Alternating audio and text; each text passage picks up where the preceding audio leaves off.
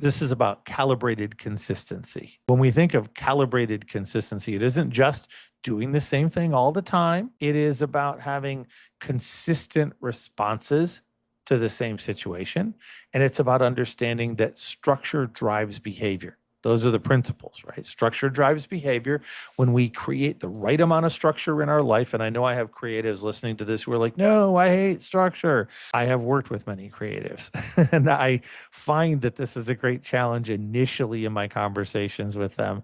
And what I would challenge those of you who are on that end of the spectrum to consider is that a degree of structure does not mean a straitjacket. Find the right amount of structure that drives the right behavior for you.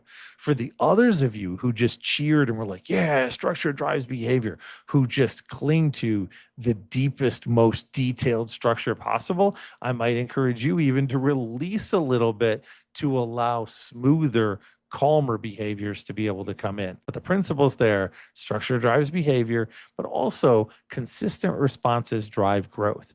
And I think of that when I say consistency, the way that I do when I get asked the question about, Dan, what leadership style do you have?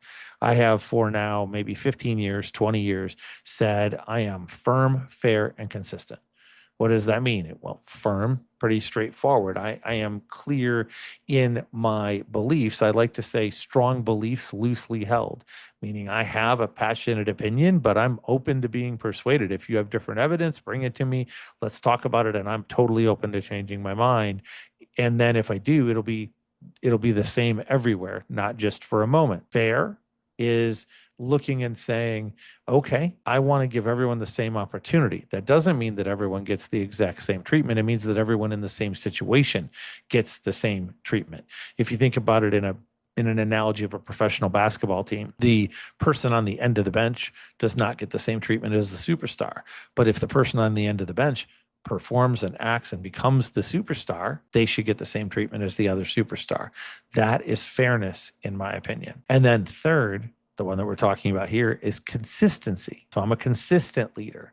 That means that if you ask me a question today and you ask me a question a month from now and you ask me a question 2 months later, if I have not gained new information that materially changes what I think, you should get the same response from me. Yes, the words may vary a little bit, but the principle and the practical should be essentially the same. The levelness, the calm should be essentially the same. What I have found in leadership is that consistent responses drive growth. Momentum is smooth. Therefore, it is about consistency. Consistency makes it go, and consistency is a byproduct. For me in my life, where this has shown up, I think all the way back to one of my earliest jobs. It was just me getting out of college.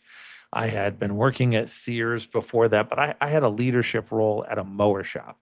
And if you know me, this probably makes you raise an eyebrow a little bit. Yes, I led a shop that sold lawnmowers and chainsaws and trimmers and snow blowers, and at that point in time could even pull them apart. What I think of when I look back on that, other than some of the crazy stories that happened there, is I think of how young of a leader I was and how everything was panic to me. How I didn't know what I stood for. I didn't know who I was. Everything was new.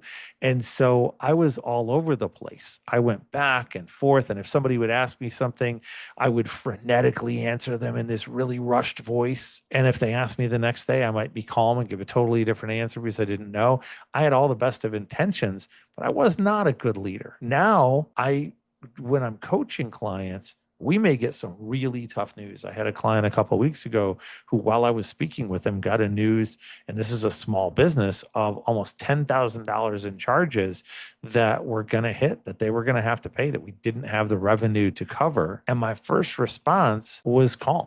My first response was to ask questions, not to panic. My first response was to apply the principles that we had.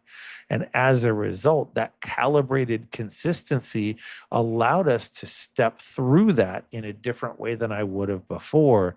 And absolutely love that, because now there's momentum in that business just a couple of weeks later that is continuing, that wasn't thwarted by a difficult situation. So that difference in my life of being able to respond from one way to the other is the difference of practicing these principles of momentum that we've been talking about for the last few weeks.